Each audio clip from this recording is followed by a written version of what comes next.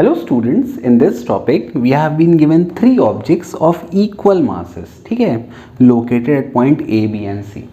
अब हमें क्या निकालना है?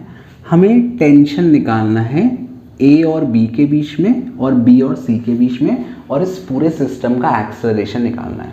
और अपना अजम्पशन क्या है कि जो पुली है वो फ्रिक्शनलेस है और जो स्ट्रिंग है वो इनएक्सटेंसिबल है और मासलेस है, ठीक है। अब देखो यहाँ पे सपोज टेंशन कितना लग रहा है T1। अब ध्यान देना, ये रोप जस्ट इसके यहाँ पे गई है। मैंने पिछले वीडियो में बताया था अगर रोप चेंज नहीं होगी तो टेंशन सेम रहेगा। तो अगर यहाँ टेंशन T1 है तो यहाँ भी टेंशन कितना होगा T1। लेकिन अब इन दोनों के बीच रोप चेंज हो गई तो यहाँ पे अपना दूसरा टेंशन आ जाएगा T2। ठीक, तीनों मासेस इक्वल हैं तो इधर नेट मास कितना हुआ M, इधर नेट मास कितना हुआ M प्लस M 2M। तो ऑब्वियस है जब पुली से कनेक्ट करेंगे तो इधर वेट ज़्यादा हो गया तो ये सिस्टम इस तरफ एक्सेलरेट करेगा, ये नीचे की तरफ और ये ऊपर की तरफ। मान लो एक्सेलरेशन A है और यहाँ भी एक्सेलरेशन A। अच्छा सुन लो, इस पार्ट का भी एक्सेलरेशन A होगा। क्यों होगा? क्योंकि पूरा कनेक्टेड है ना। रोप बदल जाने से रोप का या मासेस का एक्सेलरेशन अलग अलग नहीं हो जाएगा क्योंकि सब आपस में बंधे हुए हैं, है ना। It's like a chain. ठीक, तो अब अपने को सॉल्व करना है, अपने को T1 T2 निकालना है और अपने को एक्सेलरेशन निकालना है। कैसे निकालेंगे? चलो नेट फोर्स का लगाओ फॉर्मूला। देखो ये ऊपर जा रहा है तो पहले अपन A की बात करते हैं। A की यहाँ से मैं लिखता हूँ A की बात करते हैं। A पर नेट फोर्स कितना लगेगा M और सिस्टम का एक्सेलरेशन A।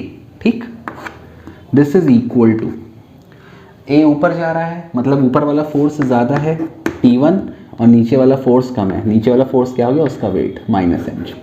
ठीक, पहली चीज़। फिर अपन लगाते हैं B पर, A और B के बीच में ये वाला यहाँ लगाते हैं। अब एक बात ध्यान देना, अगर मैं इस पॉइंट की बात करूँ, इस पॉइंट की, तो मैंने ये माना है कि जो रोप है वो इनएक्सटेंसिबल है और मासलेस है। तो अगर मैं इन दोनों की बात करूँ, इस सिस्टम की, तो भैया इसका तो कोई मास नहीं है। तो अपन ये मान सकते हैं ना कि ये मास इससे जस्ट चिपका हुआ है, अपन ये मान सकते हैं। तो जब मैं इस तरफ आऊँगा तो पहले मैं इस पूरे सिस्टम का एक बार एक्सेलरेशन या नेट फोर्स निकालूंगा। उस केस में मैं इन दोनों को एक साथ मान लूँगा। एक साथ मानूंगा तो टोटल मास कितना हो जाएगा 2m। अब कहने का मतलब वही हुआ कि जो T1 है, यहाँ इतना जो रोप का सेक्शन है B से लेकर पुली तक, तो ये इसको भी उठा रहा है और ये इसको भी उठा रहा है। तो इसको दो लोग का बाहर उठाना है। तो यहाँ पर T1 के लिए जब मैं इक्वेशन अप्लाई करूँगा तो मुझे इन दोनों का मास कंसिडर करना पड़ेगा। ठीक, तो अब मैं लगाता हूँ इसके लिए इक्वेशन B के लिए। ठीक, नेट फोर्स। अब ध्यान दो, फिर मैंने कहा कितने मास उठा रहा है? 2 मास। तो अब मैं मास कितना लूँगा? M की जगह क्या लूँगा मैं? 2m, m plus m 2m into acceleration A, F is equal to m है। M में कितना लूँगा? 2m, क्योंकि ये 2 मासेस को उठा रहा है। नीचे जा रहा है, नीचे मतलब ऑब्वियसली नीचे जा रहा है तो नीचे वाला फोर्स ज़्यादा है। नीचे वाला फोर्स कौन सा है? mg। तो अच्छा फिर से मास कितना लूँगा मैं? m plus m 2m into g minus, अब ये इसकी बस में बात कर रहा हूँ तो ऊपर टेंशन कितना लगा? T1। ये मुझे दूसरी इक्वेशन मिल गई।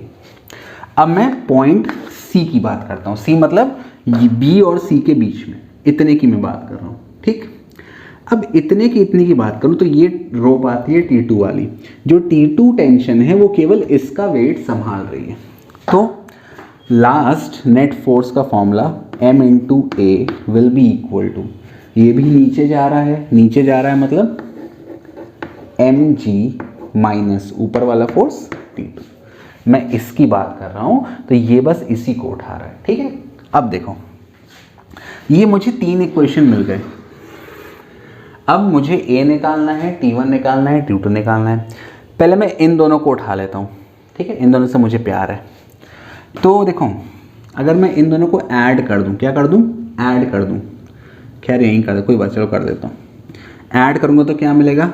MA प्लस 2MA मिल जाएगा, 3MA। ठीक, ये इसको 1 मान लो और इसको 2 मान लो और यहाँ पे लिख दो 1 प्लस 2 1+2 तो कोई फ़ोन भी है ना शायद, पता नहीं।